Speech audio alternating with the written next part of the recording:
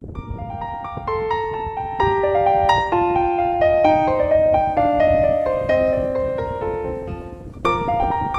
성도 여러분, 9월 2일 수요일 아침입니다. 오늘 우리에게 주시는 하나님의 말씀은요, 예레미야 26장 16절에서 24절입니다. 제가 봉독하겠습니다. 고관들과 모든 백성이 제사장들과 선지자들에게 이르되, 이 사람이 우리 하나님 여호와의 이름으로 우리에게 말하였으니 죽일 만한 이유가 없느니라.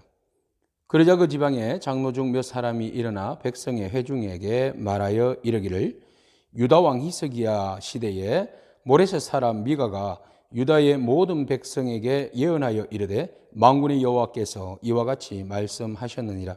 시온은 바깥이 경작지가 될 것이며 예루살렘은 돌무더기가 되며 이 성전에 사는 산당의 숲과 같이 되리라 하였으나, 유다의 왕 히스기야와 모든 유다가 그를 죽였느냐? 히스기야가 여호와를 두려워하여 여호와께 간구하며 여호와께서 그들에게 선언한 재앙에 대하여 뜻을 돌이키지 아니하셨느냐?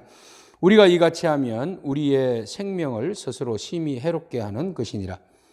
또 여호와의 이름으로 예언한 사람이 있었는데 곧 기란 예아림 스마야의 아들 우리야라. 그가 예레미야의 모든 말과 같이 이 성과 이 땅에 경고하여 예언하며, 여호야김 왕과 그의 모든 용사와 모든 고관이 그의 말을 듣고서 왕이 그를 죽이려 하며, 우리야가 그 말을 듣고 두려워 애굽으로 도망하여 간지라. 여호야김 왕이 사람을 애굽으로 보내되 곧 악볼의 아들 엘라단과 몇 사람을 함께 애굽으로 보냈더니, 그들이 우리야를 애굽에서 연행하여 여호야김 왕에게로 그를 데려오매 왕이 칼로 그를 죽이고 그의 시체를 평민의 묘지에 던지게 하니라. 아이감의 사반의 아들 아이감의 손이 예레미야를 도와주어 그를 백성의 손에 내어 주지 아니하여 죽이지 못하게 하니라. 아멘.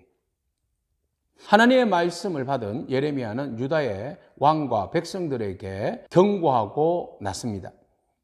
하나님의 말씀에 순종하지 아니하면 예루살렘이 마치 실로처럼 될 것이라고 말한 것이죠. 이것에 붕괴한 모든 사람들이 예레미야를 잡아다가 거짓 예언을 한다고 예레미야를 죽이기로 작정을 하게 됩니다. 그런데 오늘 본문 말씀에서 그 무리들 중에서 일부 사람들은 하나님의 말씀을 두려워하여서 예레미야를 살려주려고 하는 사람들이 있다라는 것입니다. 두 부류로 구분되어서 오늘 소개하고 있는데요. 바로 고관들과 모든 백성, 그리고 제사장들과 선지자들입니다. 자, 여기에 16절에 나오는 고관들과 모든 백성이 제사장과 선지자들에게 말합니다. 이 사람이 하나님의 이름으로 예언했으니 우리가 하나님의 이름으로 예언한 사람을 함부로 죽일 수는 없다는 것이죠. 예를 들어서 이런 이야기입니다. 예전에 히스기야 왕 때 미가야라는 선지자가 히스기야 왕의 그 실책과 잘못, 그리고 우상 숭배에 대해서 지적한 적이 있습니다.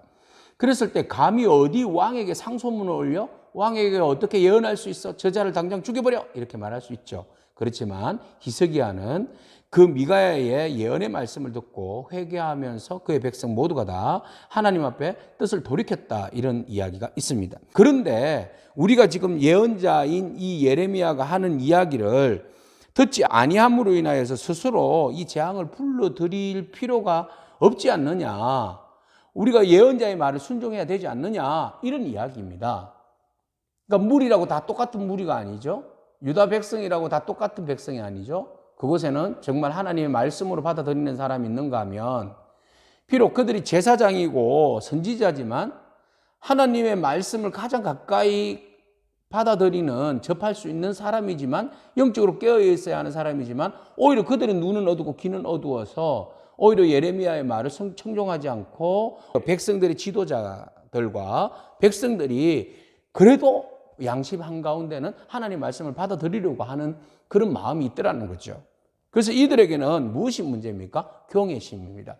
여호와 하나님의 말씀을 하나님의 말씀으로 받아들여서 그것을 두려워하는 마음이 있으면 하나님의 말씀을 듣고 마음에 찔림이 있어서 돌이키려는 마음이 생긴다는 거죠. 그러나 오늘 여호야김과 제사장과 선지자들은 하나님의 말씀을 듣고도 귀에 들리지 아니함으로 마음에 굳어버린 그 마음으로 인하여서 하나님의 말씀을 순종하지 않더라는 겁니다. 히스기야는 미가야의 예언의 말씀을 듣고 재앙이 임하기로 작정되어 있었지만 그것이 회개함으로 인하여서 재앙이 임하지 않았다는 것이지요. 오늘 우리는 하나님의 말씀을 받아들일 때에 정말 두렵고 떨리는 마음으로 받아들이기를 축복합니다. 이 말씀이 나에게 임할 때에 그 말씀 앞에서 히스기야처럼 옷을 찢고 회개하는 심령이 우리 가운데 있기를 축복합니다. 하나님 말씀 앞에 두려움과 겸손한 마음이 있기를 축복합니다. 그럴 때 우리는 살아날 수 있어요. 하나님 말씀을 들을 때에 반응을 어떻게 하느냐가 중요합니다. 하나님 말씀을 받을 때에 순종할 것인가 불순종할 것인가, 오늘 그것을 결단하는 저와 여러분이기를 축복합니다. 자, 이렇게 하나님의 말씀을 선포할 때 예레미야뿐만 아니라 20절에 보니까 우리야라는 사람도 하나님의 말씀을 동일하게 예레미야처럼 예언을 합니다. 그런데 왕이 붕괴하여서 이 우리야의 이야기를 듣고 저놈을 잡아 죽여라 이런 이야기를 하게 된 것이죠. 그래서 우리야는 너무 두려워서 애굽으로 도망을 하게 됩니다. 왕은 사람들을 시켜서 이 우리야를 추적해서 잡아다가 다시 예루살렘으로 끌고 와서 죽여버립니다. 여전히 예레미야도 이런 위험에 처해 있었지만 예레미야는 어제 말씀에서 어떻게 했습니까? 너희들이 죽이려면 죽여라. 그러나 그 피값에 대해서는 너희들이 책임져라. 죽음 앞에서 다 담담했죠. 그런데 우리야는 사람들이 두려워서 도망가기는 했습니다만 결국 잡혀서 우리야는 죽음을 당하게 되었고, 예레미야는 보니까 24절에 사반의 아들 아이감이 예레미야를 도와주어서 죽음을 면했다 이런 이야기를 합니다. 사람이 죽고 사는 것은 하나님의 섭리에 달려 있습니다. 우리야는 축복을 못 받아서 죽었고 예레미야는 하나님 보호하심 받아서 살았습니까? 그런 어떤 논리를 이야기하지 말고 동일하게 하나님 말씀의 메시지를 전하지만 어떤 사람은 죽을 수도 있고 어떤 사람은 살 수도 있는 거죠. 그것에 대하여서 우리는 하나님의 섭리에 온전히 맡기고 전해야 할 바는 반드시 전해야 한다. 목에 칼이 들어와도 하나님의 말씀을 전해야 할 것은 반드시 진리는 선포되어져야 한다. 그리고 그것을 받는 사람이 히스기야처럼 받는 사람이 있는가 하면 여호야김처럼 받지 않는 사람도 있더라는 거죠. 오늘 우리가 하나님의 말씀이 동일하게 우리에게 주어질 때 하나님의 말씀 온전히 순종하기를 축복합니다. 어떤 말씀이든지 하나님께서 나에게 주신 말씀으로 영적으로 분별력 있게 받아들여서 마땅히 내 삶을 변화시키고 고칠 수 있는 부분들은 고쳐서 주님께서 주시는 그 진리의 말씀과 축복의 말씀을 온전히 다 누릴 수 있는 저와 여러분이기를 축복합니다. 아멘. 기도하겠습니다. 하나님 감사합니다. 오늘도 여전히 예레미야처럼 하나님은 강단을 통하여서 말씀을 통하여서 우리에게 말씀하십니다. 때로는 위로의 말씀이지만 때로는 우리에게 경책하고 또 잘못을 지적하는 아버지 말씀이기도 합니다. 그러나 하나님 히스기야처럼 하나님의 말씀 앞에 겸손한 마음과 두려운 마음을 허락하여 주시옵소서. 그래야지 떨리는 마음으로 하나님의 말씀을 받되 우리의 삶을 돌이키고 고치고 하나님 말씀에 온전히 순종함으로 하나님 우리에게 예비되어 있는 재앙이 떠나가며 오직 하나님께서 예비하신 축복의 복을 다 누릴 수 있는 저희들의 삶이 되게 하여 주시옵소서.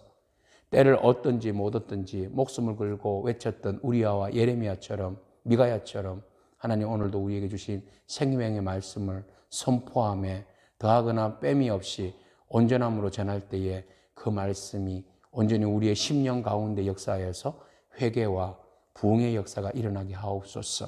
감사합니다. 예수님의 귀하신 이름으로 축복하고 기도하옵나이다. 아멘. 오늘도 주시는 하나님의 말씀 앞에 겸손과 순종함으로 승리하는 저와 여러분이기를 축복합니다. 아멘.